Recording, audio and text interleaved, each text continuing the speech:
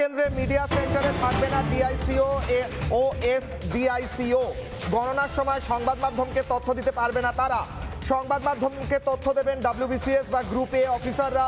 গণনার দিন ডিআইসিওরা নিজেদের অফিসে থাকবেন। বারবার অভিযোগ ওঠে রাজ্য সরকারের কর্মচারী ডিআইসিও এবং বাকিরা অনেক ক্ষেত্রে ইনফরমেশন ভুল চালান করে এসডিআইসিও ডিআইসিওরা। সেই ক্ষেত্রে এবার সেটা আর হতে পারবে না। সংবাদ মাধ্যমকে তারা কোনো তথ্য দিতে পারবেন না। বিগ ব্রেকিং নিউজ, গণনা কেন্দ্রের মিডিয়া সেন্টারে থাকবেন না ডিআইএসও ও এসডিআইসিওরা। ডিআইসিও এবং এসডিআইসিওরা নিজেদের অফিসে থাকবেন। ফিরবো আলোচনায়। আমি নজরুল স্যার, শঙ্কুদা এবং প্রত্যেকের কাছে যাওয়ার আগে আমি অভিষেক বন্দ্যোপাধ্যায় একটা বক্তব্য শোনাতে চাই। অভিষেক বন্দ্যোপাধ্যায় কয়েকটা বাইট বেল্ট বক্তব্য শোনাতে চাই কমিশন সম্পর্কে। অভিষেক বন্দ্যোপাধ্যায় কিছুদিন আগে বক্তব্য কি রেখেছেন শুনুন। আমি আগেও যা বলেছি, আমি আজও তাই বলছি, একটা মানুষের যদি নাম বাদ যায়, একটা বৈধ ভোটারের যদি নাম বাদ যায়, বাংলা থেকে 1 লক্ষ লোক গিয়ে ইলেকশন কমিশনের অফিস ঘেরাও করবে। ক্ষমতা থাকলে অমিত শাহ দিল্লি পুলিশ আটকে দেখাক। বিজেপির সহকারী সংস্থা হিসেবে যেভাবে আপনারা তাদের অঙ্গুলি হেলনে কাজ করছেন, আমি এদেরকে ওয়ার্নিং দিয়ে যাব as a parliamentarian, as a representative of the people, মানুষের প্রতিনিধি হিসেবে, যে আজ নয় কাল সরকার কিন্তু বদলাবে। গণেশবাবু, দেশ ছেড়ে পালাবেন না।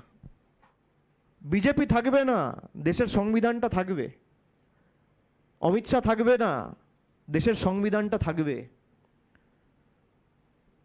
যেখানে যাবেন খুঁড়ে নিয়ে আসবো, জবাবদিহি মানুষের কাছে দিতে হবে। তর্কের খাতিরেই যদি আমি ধরি, তাহলে নির্বাচন কমিশন যে দাবি করছে 1 সপ্তাহের মধ্যে আপনাকে এফিডেভিট জমা দিতে হবে। এফিডেভিট দেবে কেন?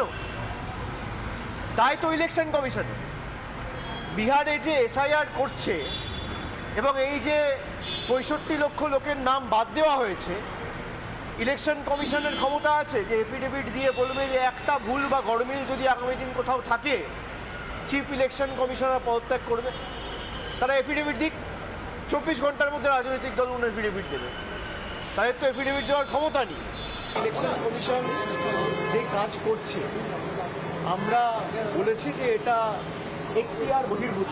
বাংলা ভাষায় যারা কথা বলে, যারা বাংলায় থাকে, তারা ভোটাধিকার প্রয়োগ করতে না পারে, প্রকৃত ভোটার যারা, তাদের ভোটের অধিকার কেড়ে নেওয়ার জন্য ইলেকশন কমিশন নির্লজ্জ ভূমিকায় নেমেছে।